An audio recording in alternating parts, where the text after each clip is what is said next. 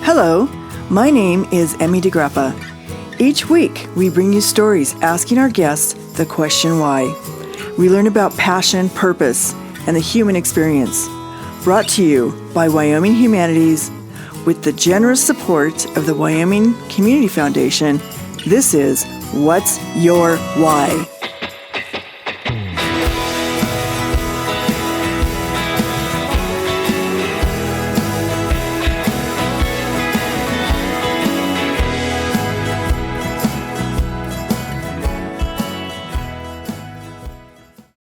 Today, we are talking to Robbie Bond. He recently received the Murie Spirit of Conservation Rising Leader Award.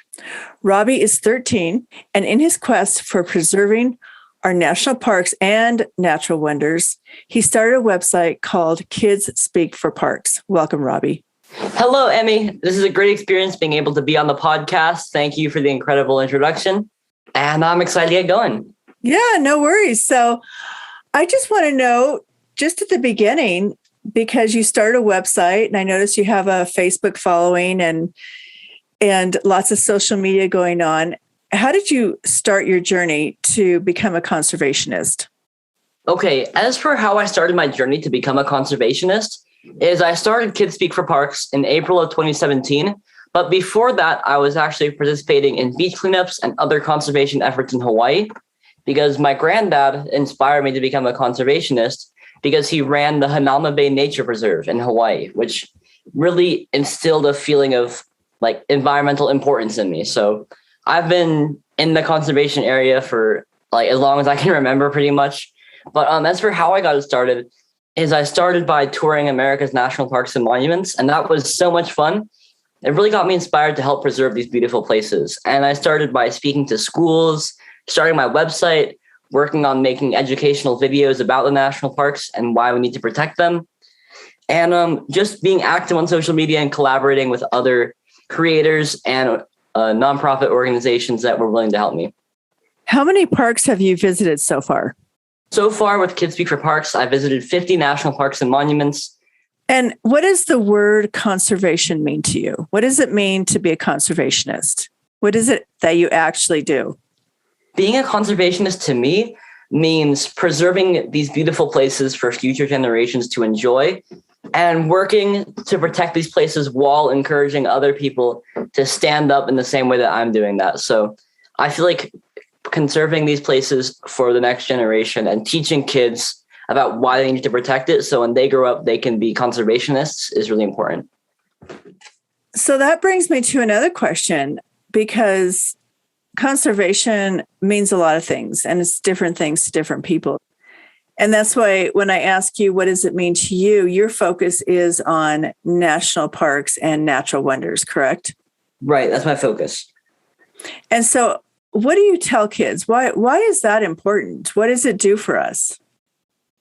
I think it's important for kids to work in this conservation field, because we're going to be around to inherit these places. So we want to preserve them as best as we can so that we can enjoy them is why I feel like kids should be in this conservation field. And what are you learning about the conservation movement? I mean, not just as a young person, but just what's in the news and politically. What are you learning that you think is impactful?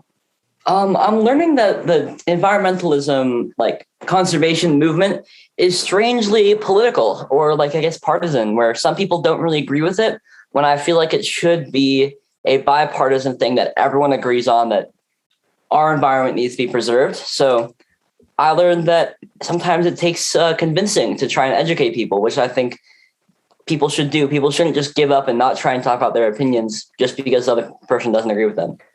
So when you say it's surprisingly political, what do you think are the biggest issues right now that we are facing in our quest for conserving our planet? I think, of course, if this counts, the biggest issue is, of course, climate change. Climate change is responsible for a bunch of horrible things that are happening to our environment. But the other issue, I feel like, is people being unwilling to stand up for themselves and preserve their own future. Because we're going to be here when these places get destroyed as kids. So I feel like some kids have that mindset that they they can't make a difference in this and that they don't really need to, which I don't think is true. So just on a day-to-day basis, what do you do to, say, conserve water? Well, I'm pretty mindful of what I'm trying to do. So I'm trying to preserve our environment. So I think about that in my day-to-day life. And that just kind of encourages me to do things like use a reusable water bottle when I go to school, like not take long baths and things like that. And just be mindful of my impact or my footprint on the environment. So just constantly thinking about that is what sort of motivates me to conserve water and things like that. And do you have recycling at your home? Yeah, we do. We have recycling at our home. Do you have it at school? We do have it at school, but it doesn't get used as much as I would prefer. And a lot of the stuff in our cafeteria is single-use plastic, which I don't use the cafeteria food because I don't want to pollute and I want to bring in my own food. Unfortunately, I wish it wasn't like that. So what's the trickle down? Like, you talk about conserving national parks and natural wonders, but that conversation is so much bigger than that because you have to start at the very smallest of things, which is water, recycling, just very things you do every day. How do you talk to kids about things they do every day that they can change in their habits? Well, I speak to schools located near the national parks that I visit, and I've also worked on policy change, working on getting plastic straws out of the school places. I've done that. I've worked on allowing kids to get into our national parks so they can enjoy it. I've been trying to work on things on a larger scale than just talking to kids so I can have a bigger impact. So I feel like just having a widespread message is the best instead of just talking to individual kids. That's how I let them know about this.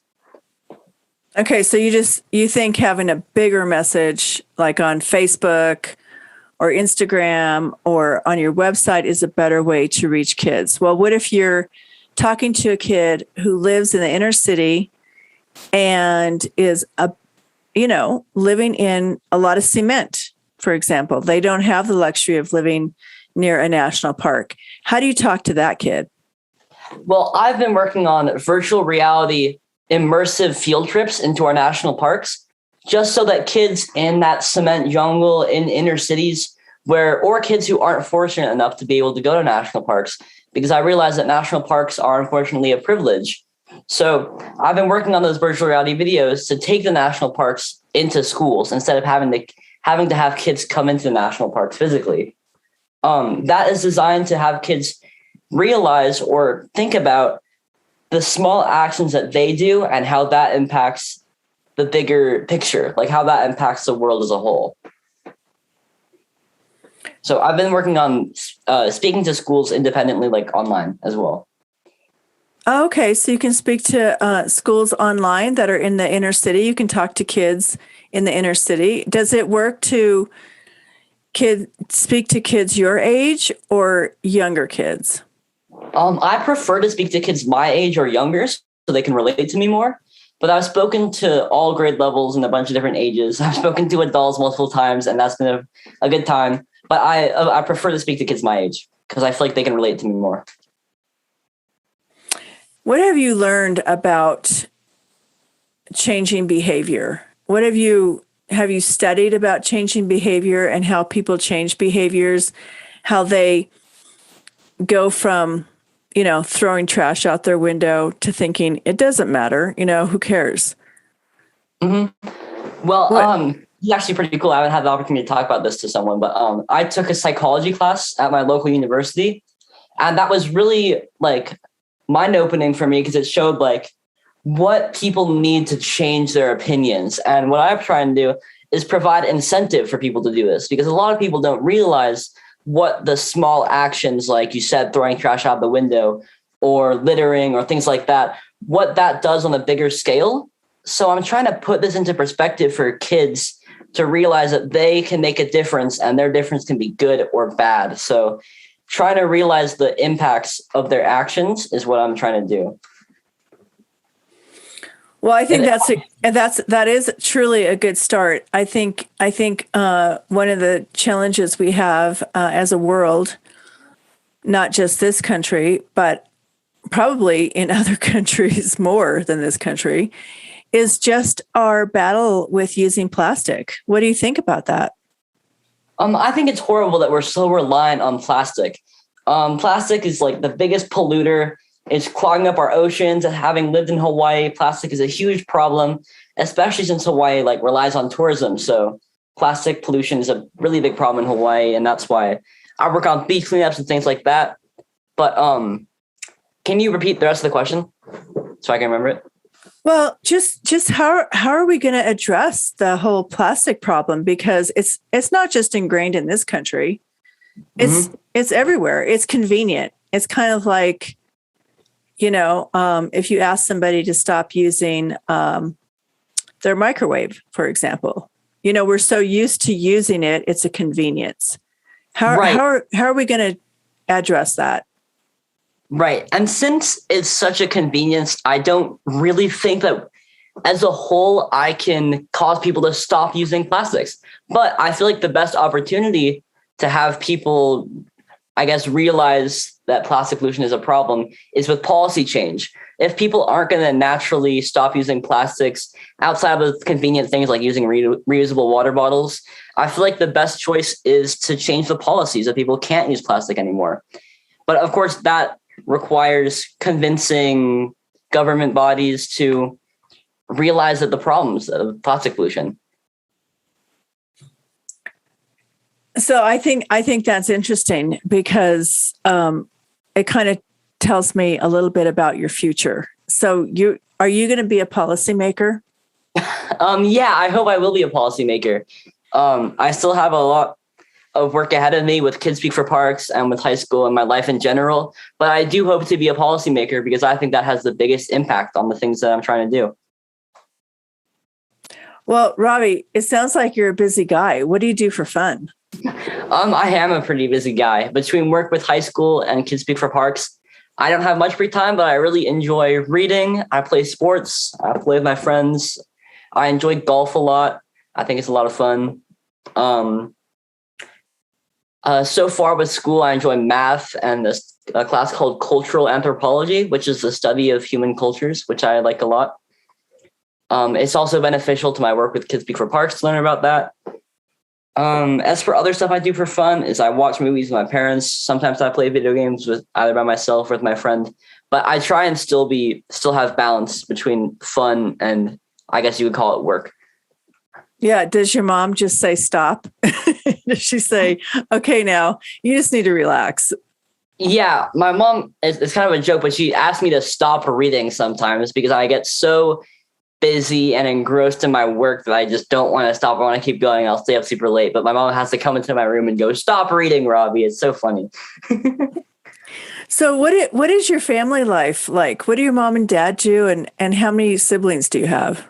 Oh, my family life is great. My parents have always been really supportive of my work with Kids Speak for Parks.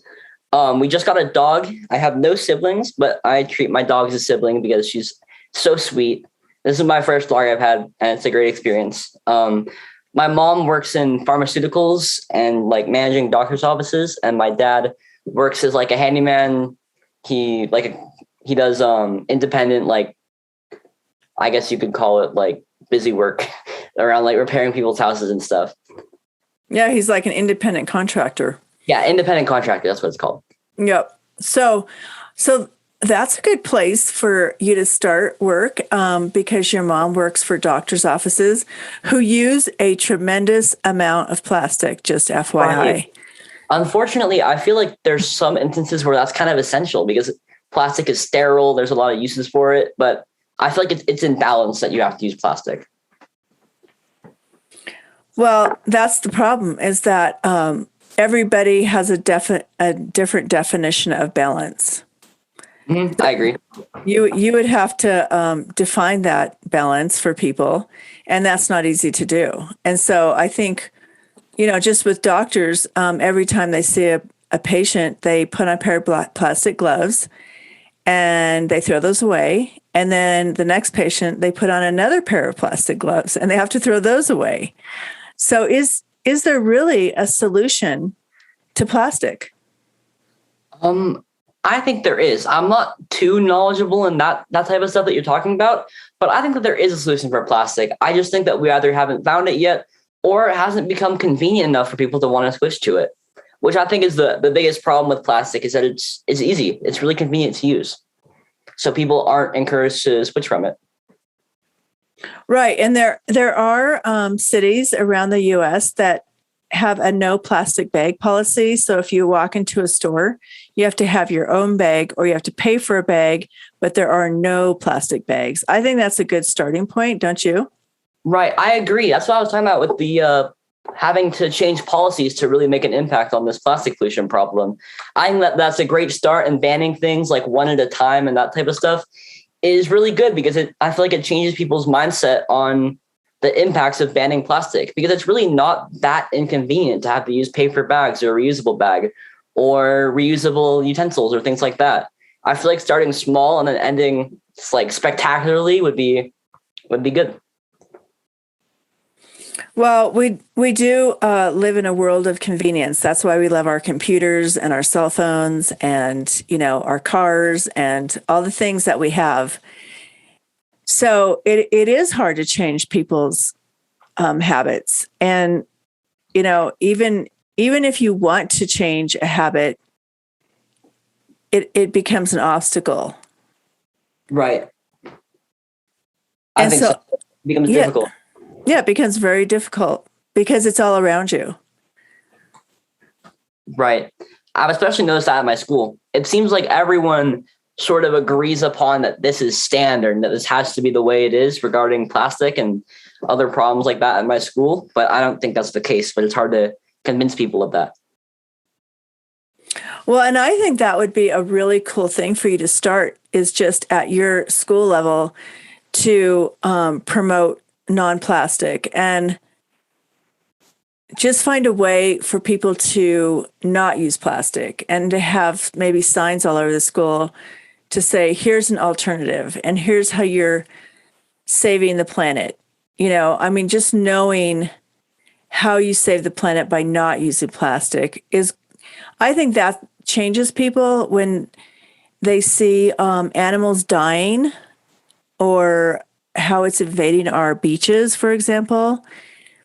And just the trash on the beach is incredible. And I don't know, I feel like you have to start someplace. Right. I think that you have to start small because people aren't willing to make drastic change immediately. So yeah, I completely agree with what you're saying. Well, I would love for you to see you, like on your website and your Facebook, like have one thing people can do different today. That's a good idea. I really haven't gotten that involved with my social media. I've mainly only done that with schools and talking at conventions and things like that, but I should make it available on my social media. You're definitely right.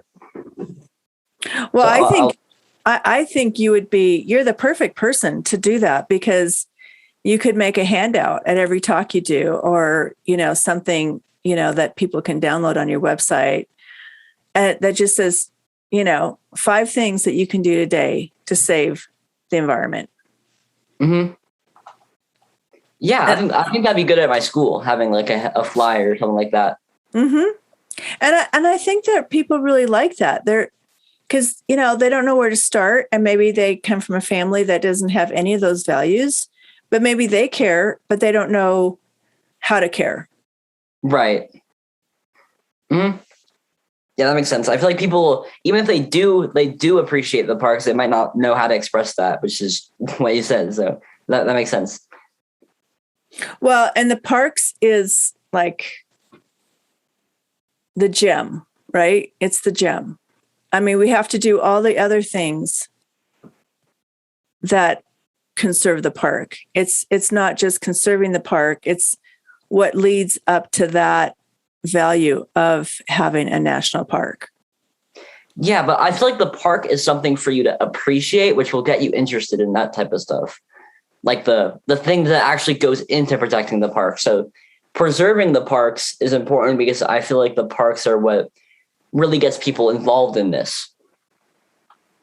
But of course, it's like a circle. Preserving the parks comes from all the other stuff. So I get what you're saying.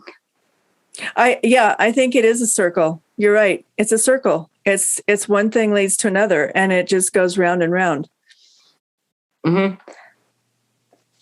And I really love that you have taken this on, and I hope you keep in touch with me, and, good work. And thank you for talking to me today. Thank you. Thank you for giving me the opportunity to speak to your podcast. This has been a great experience for me. I'm always willing to spread the message of my work with Kids Speak for Parks. And thank you to everyone who's watching this.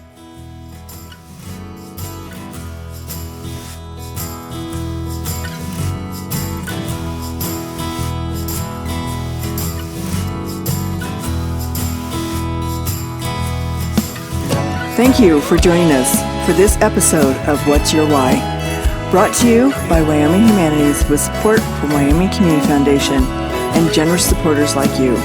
To learn more, go to thinkwhy.org, subscribe, and never miss a show.